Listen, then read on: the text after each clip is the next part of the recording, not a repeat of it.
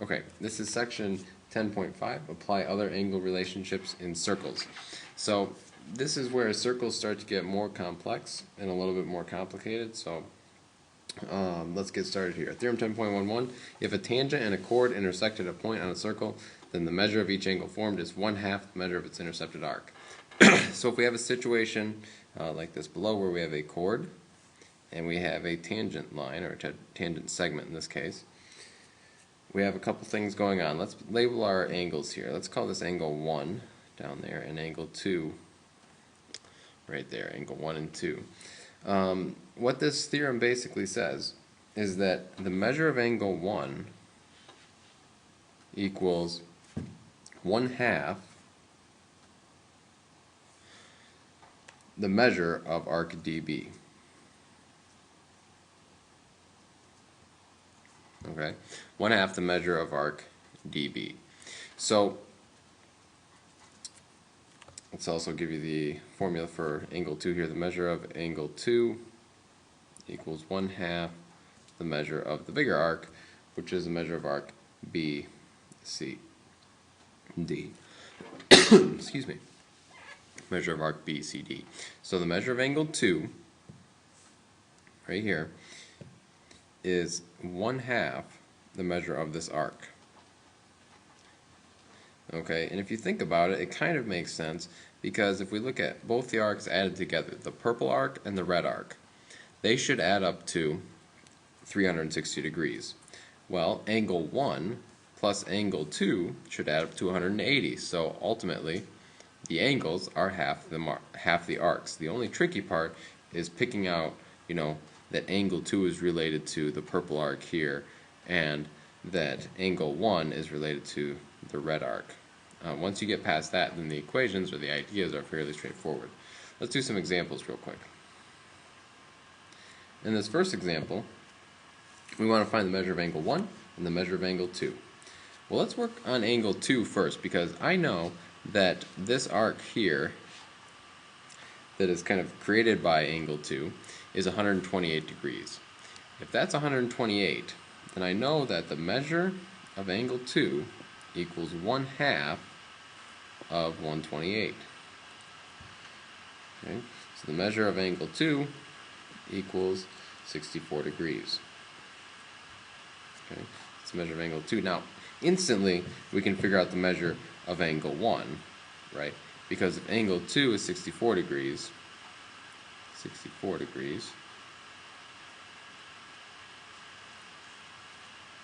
that's 64, then angle 1 must be its supplement, right, which is 116. But let's real quick use what we know about arcs to figure it out here anyway. This orange arc must be 360 minus 128, which gives me 232 degrees. So the measure of angle 2, that should not be that. That should say the measure of angle 2. Twice. The measure of angle 1 should be 1/2 of 232. 1/2 times 232. Let's see. Half of 232 is 116 degrees. So I think that the math kind of works out nicely there. And this angle here is 116, just like we thought it was when we figured it out using what we knew about angles. Okay, let's do this last example here. I want to find the measure of arc 1 and arc 2. So the measure of arc 1, I guess we'll just call it a little arc sign over it, is going to be, well, let's think about it. This angle is 117. This arc in orange, arc 1, has to be 2 times 117, right? 2 times 117. We're basically using the theorem in the opposite direction on this one, okay? So that arc is double the angle, so the measure of angle 1 equals, 2, well, that's 34, so 234. Okay, and that's how we're going to apply that theorem 10.11. Next thing I think you'll find is pretty straightforward. There's 3 places that lines can intersect in the circle. The first place is that 2 lines can intersect on the circle. such as these two blue lines here. Lines can intersect inside the circle, so we might have two lines that kind of cut through the circle and intersect there, inside the circle. Or, last, we might have two lines that intersect outside the circle. And what's important, oops, I should actually draw it outside the circle. What's important about these different types of lines is that the angles and arcs that are formed by them. For instance, if we wanted to find the measure of this small orange arc here, or this big orange arc, or even the angle on the inside, those relationships are going to change depending on where the lines intersect. So let me bring up a new screen here and we'll finish up this part of the notes.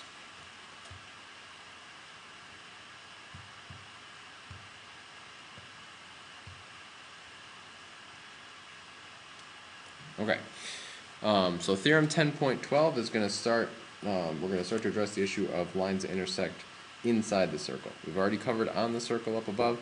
Now let's talk about lines that intersect inside the circle. Let's say here that I want to find the measure of angle 1, and let's call this angle 1, this angle right here. So that'll be angle 1. Okay, the measure of angle 1. Okay, the measure of angle 1 is 1/2 the sum of the two arcs that are formed.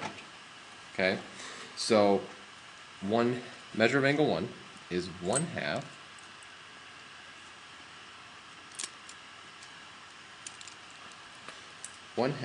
the measure of arc DC plus, oops, I'm going to run into the other picture here, I'm sorry, plus the measure of arc AB. Hopefully you can write that a little bit nicer. But arc DC plus AB. So let's kind of highlight everything in blue there. If I look at angle 1, then I know that I've got DC is created by those two lines, and AB is created by those two lines. If I add those two arcs up,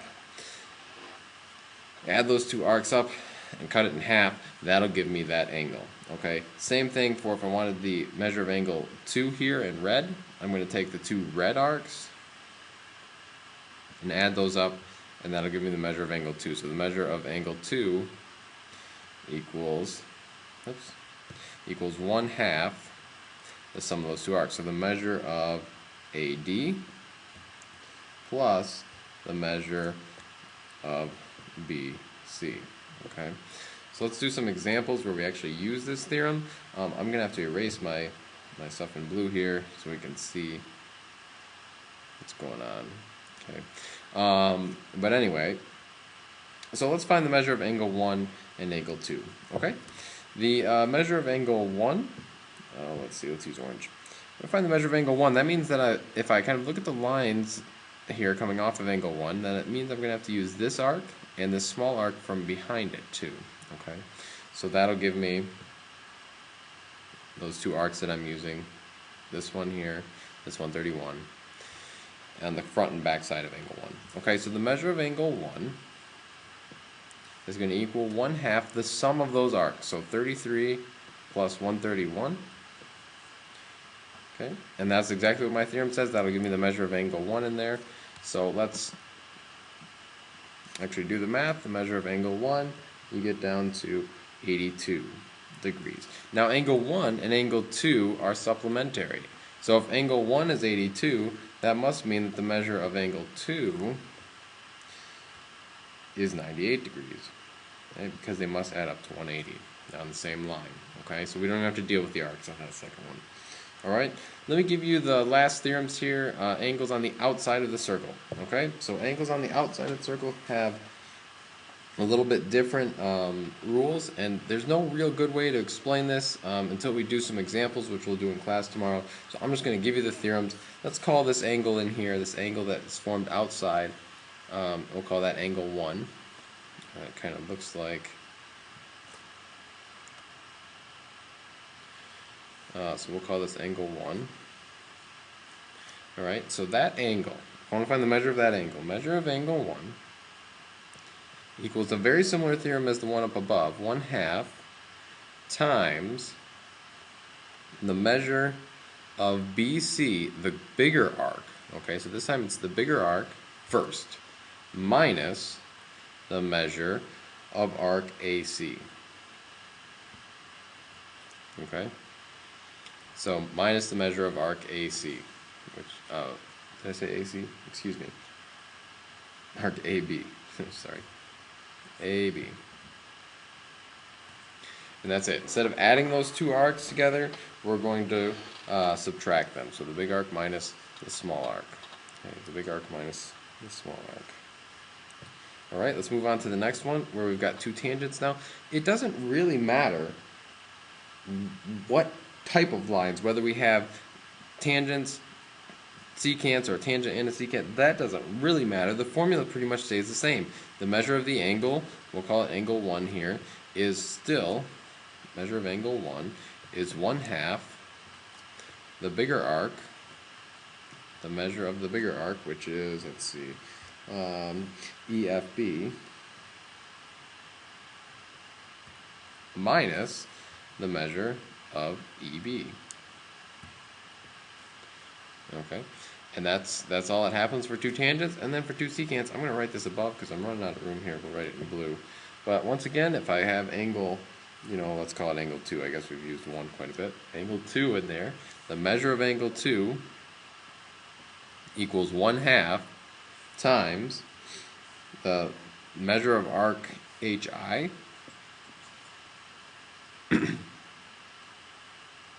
minus the measure of arc KJ. Okay, so all those theorems are very similar. In fact, in each one we take the big arc and we subtract out the small arc and we take half of it.